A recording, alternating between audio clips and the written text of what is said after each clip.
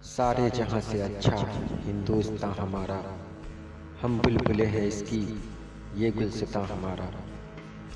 भारत 500 साल पहले, आज मेरे इस वीडियो का यही टॉपिक है, यही उन्वान है। इससे पहले मैंने एक वीडियो बनाई थी जिसका उन्वान था भारत 100 साल पहले। लेकिन आज एक नई वीडियो के साथ हूँ, भारत 500 साल पहले कैसा था।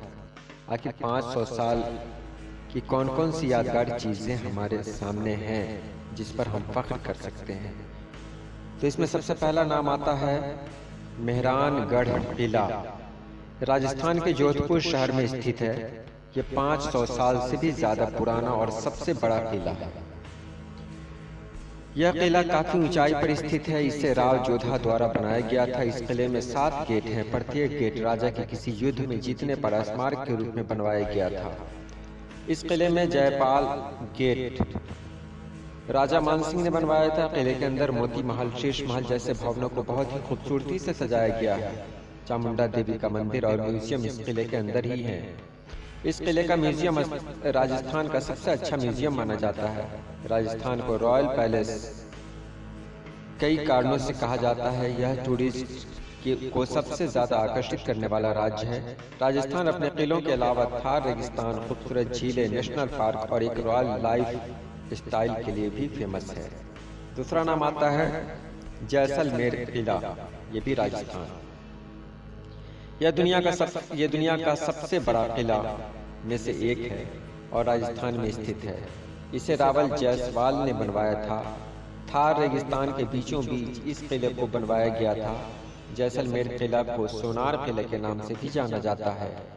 गोल्डन किला शहर से 76 किलोमीटर दूर त्रिकुटा पहाड़ी पर त्रिकोण आकार में बनाया गया है।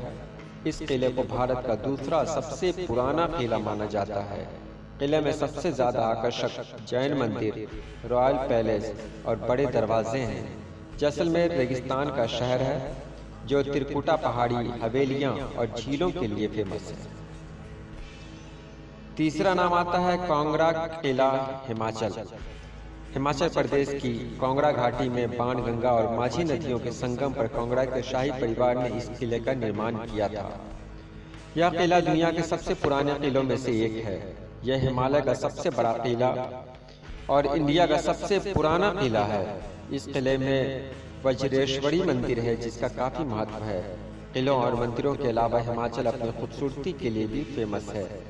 कांगड़ा शहर की खूबसूरती देखने के लिए आप सड़क रास्ते से यात्रा करें। हिमाचल की काफी सारी इमारतें धर्मशाला के पास भी हैं।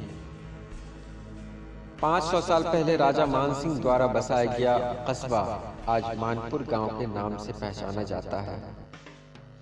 राजा द्वारा बनवाया गया किला भले ही देखरेख के अभाव में जीर्ण शीर्ण हो गया हो, लेकिन यह स्थापित कला का बेजोड़ नमूना है। पुरातत्व विभाग ने भी इस किले को सजाने संवारने के लिए कार्य योजना तैयार किया है।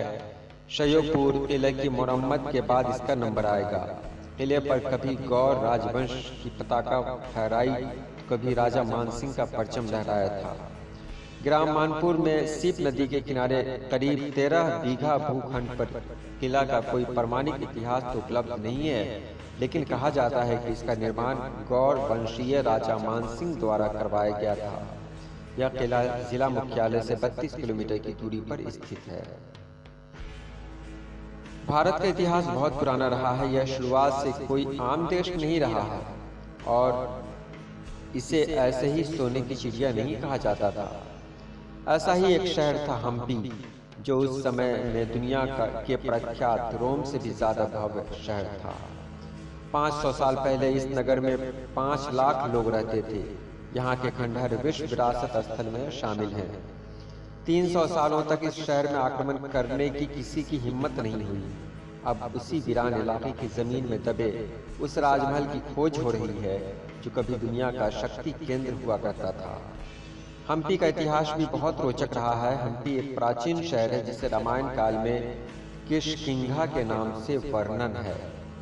14वीं सदी में हम्पी विजयनगर साम्राज्य की राजधानी बनी, जो दक्षिण भारत का सबसे शक्तिशाली साम्राज्य था।